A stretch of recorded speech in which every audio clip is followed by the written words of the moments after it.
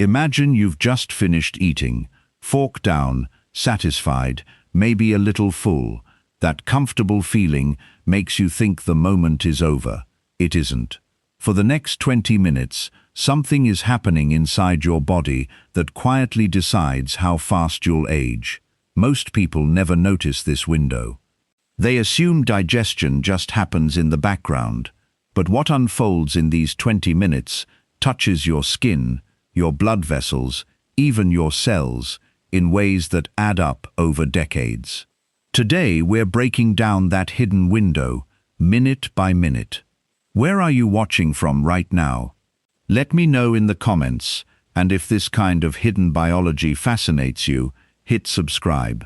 Let's start with something you barely think about: what actually happens to the food on your plate once you swallow it.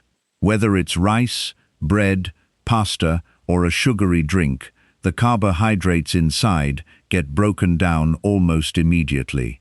Enzymes in your saliva and small intestine chop these long carbohydrate chains into their smallest usable unit, glucose.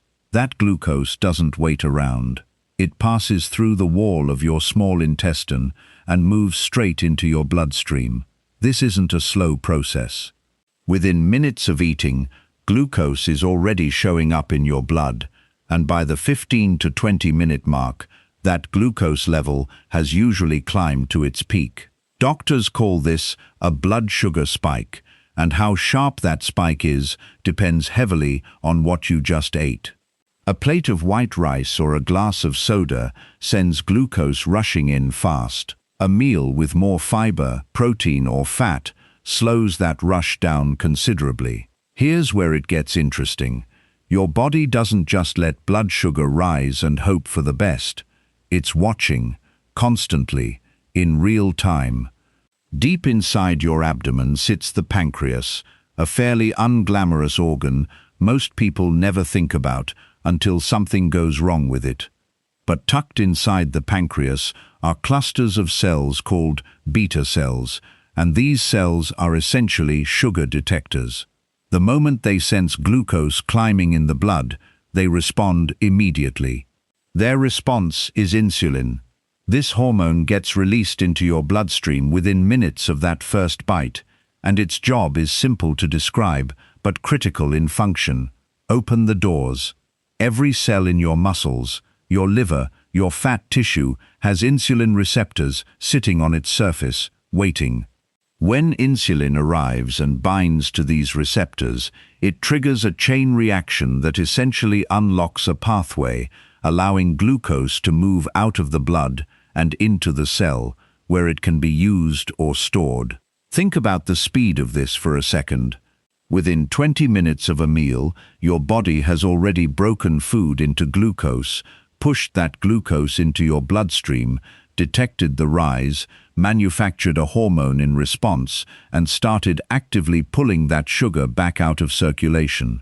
This entire chain isn't lazy background processing. It's one of the fastest, most tightly regulated systems in the human body, and it happens every single time you eat.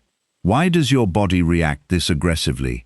Because high blood sugar, left unchecked, is genuinely dangerous. Elevated glucose circulating for too long can damage the delicate lining of your blood vessels. Your body treats this like an emergency that needs to be resolved quickly, not something to slowly handle over hours. So the pancreas floods your system with insulin as fast as it can, trying to bring glucose back down before it causes harm. That urgency is exactly what makes this 20-minute window so intense. But intensity has a cost. If you eat a meal that spikes your blood sugar sharply, especially something high in refined carbohydrates, your pancreas has to respond with a correspondingly large burst of insulin. This is like a fire department responding to a small spark with every truck they own. Effective, but it puts real strain on the system, and that large insulin surge can sometimes overcorrect, pushing your blood sugar down lower than it needs to be. This is called reactive hypoglycemia, and it's likely the reason you sometimes feel oddly tired foggy, or hungry again an hour or two after eating. Your body didn't fail you, it just used more force than the situation strictly needed. Now here's the question worth sitting with. Why would any of this connect to aging? At this point, there's no obvious link yet, and that's intentional. What matters right now is understanding that this 20-minute stretch isn't quiet or passive. It's a full-blown chemical event, repeating 3 times a day, every day, for decades. And your body doesn't just let that repeated event pass through without consequence. Leftover glucose that lingers in your blood a little too long doesn't simply disappear. It starts quietly, almost invisibly, attaching itself to proteins throughout your body. That process has a name, and understanding it is where the real story of aging begins. But before we get there, it helps to appreciate just how forceful this 20-minute reaction really is, because the intensity of the spike directly shapes how much damage follows. We'll unpack exactly what that damage looks like and why it matters so much next. Here's a question worth sitting with for a moment. Over the last week, how many times did you eat something that spiked your blood sugar sharply? White toast at breakfast, a soda with lunch, a sweet treat somewhere in the afternoon. Most people can't answer that question, not because they've been careless, but because until now, nobody ever pointed out that this was even happening. Now you know it is, and every single time it does, that leftover glucose in your blood isn't just quietly cleared away. Some of it starts binding directly to proteins throughout your body. This process has a name. It's called glycation. And once you understand how simple the mechanism actually is, it becomes almost impossible to ignore. Picture a glucose molecule floating in your bloodstream a little too long, at a concentration a little too high.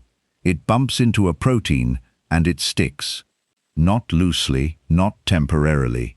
This bond is stubborn, and once it forms, your body has very little ability to reverse it.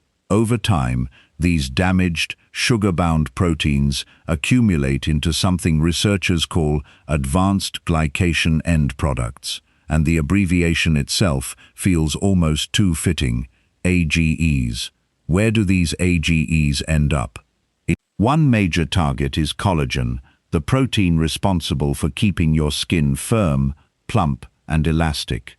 Healthy collagen fibers are meant to stretch and spring back, almost like tiny coils, but when glucose molecules attach themselves to these fibers, the fibers start binding to each other in ways they shouldn't. They stiffen. They lose their spring, and the visible result of that stiffening is exactly what most people associate with getting older: sagging skin, fine lines, a loss of that youthful bounce.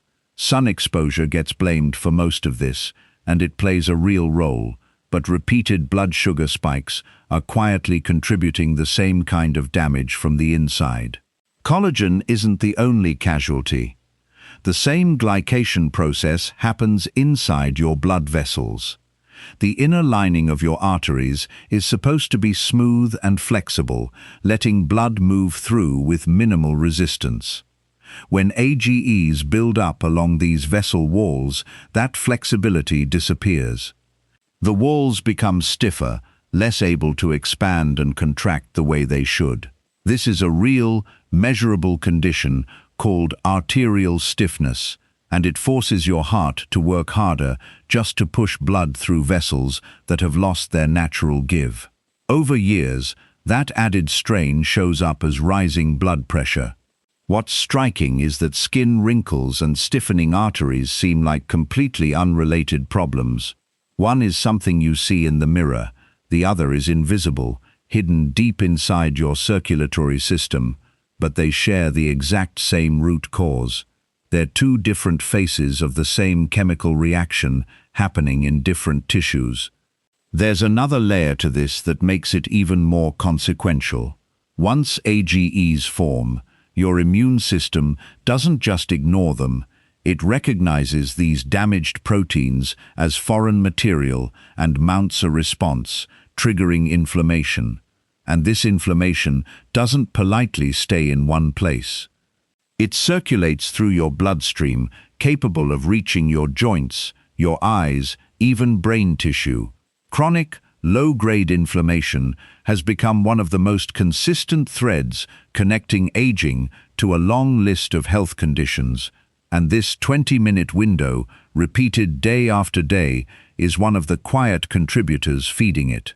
This is the point where it's worth pausing and asking yourself something honest. How many sharp blood sugar spikes did you experience today alone? Most people genuinely don't know, simply because nobody ever taught them to notice. But now you do. That slice of white bread this morning, that sugary coffee at lunch, these weren't neutral choices happening in isolation.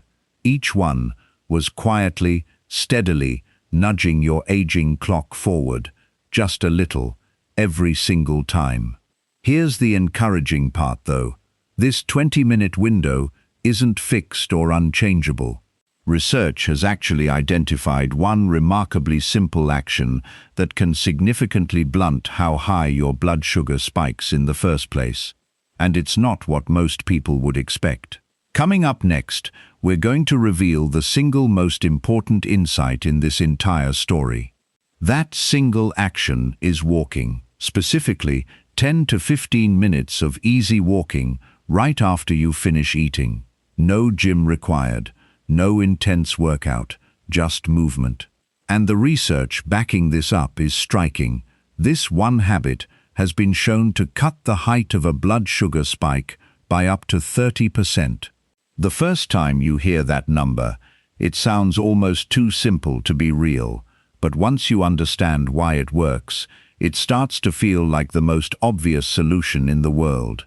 The secret lies in your muscles. Muscle cells can pull glucose out of your blood through two completely separate doors.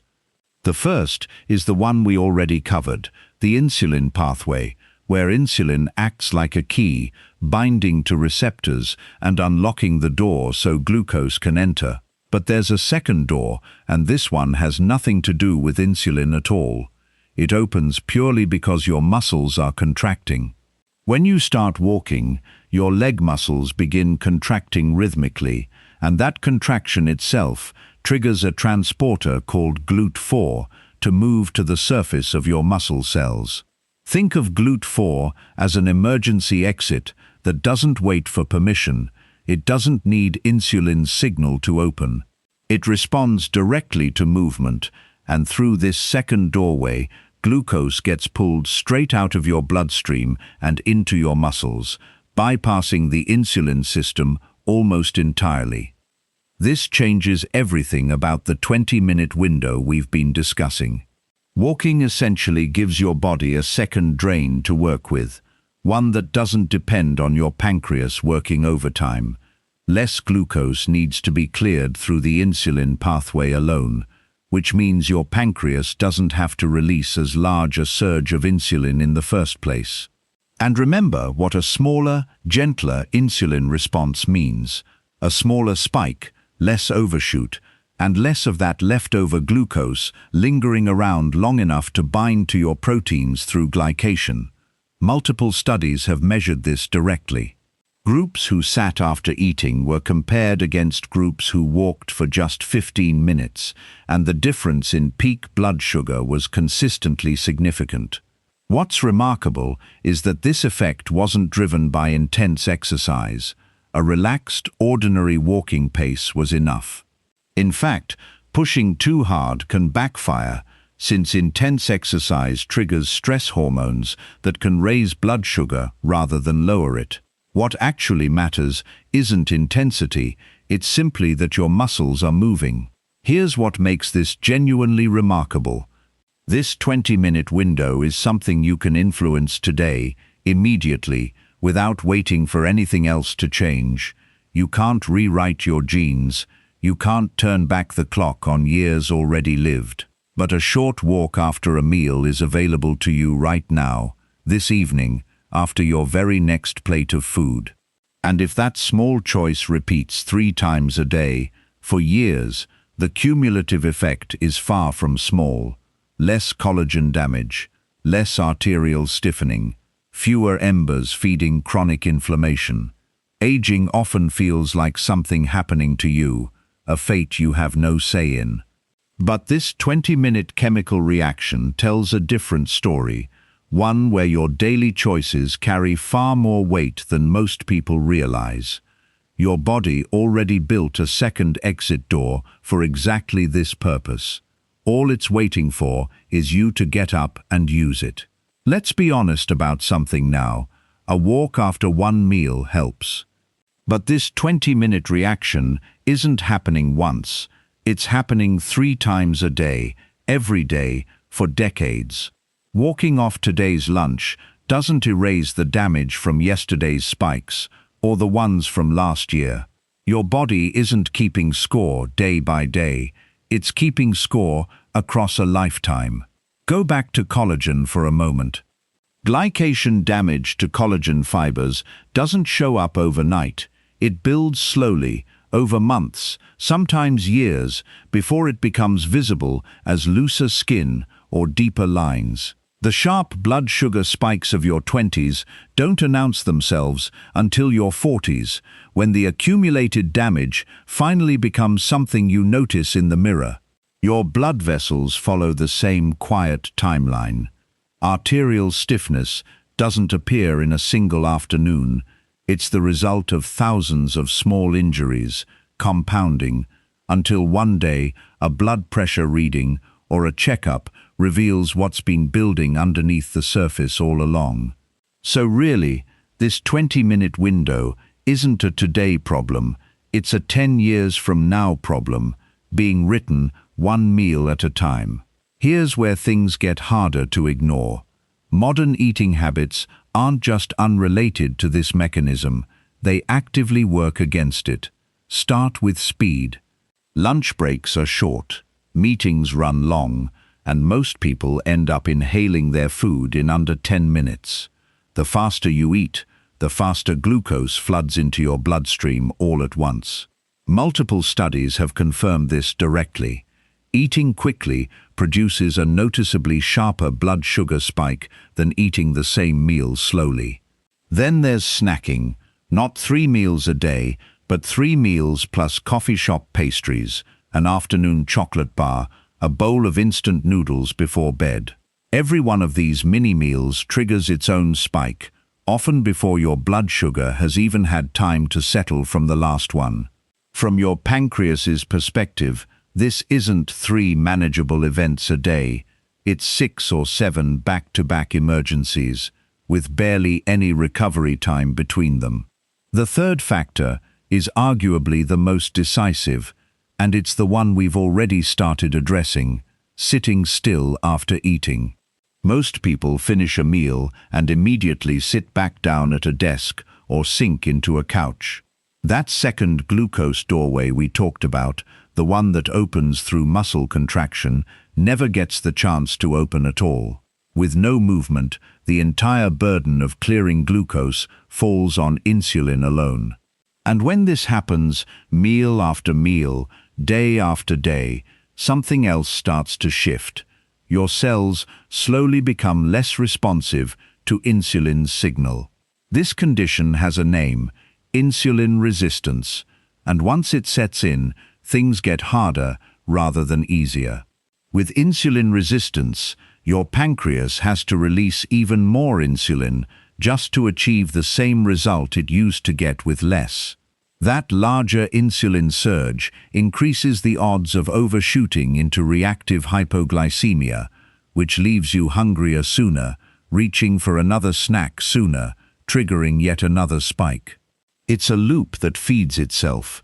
Fast eating, frequent snacking, and sitting still don't just coexist as separate habits. They reinforce each other, creating a pattern that keeps glycation and low-grade inflammation running almost continuously. Put it all together, and the picture becomes clear. Eat quickly, and the spike gets sharper. Snack often, and the emergency response never gets a break. Stay seated, and the second doorway stays locked. Layer these 3 habits on top of each other, and your body ends up exposed to glycation and inflammation for a much larger share of each day than it was ever designed to handle. Repeated across years, this shapes the visible condition of your skin, the flexibility of your arteries, and the health of your joints and cognitive tissue.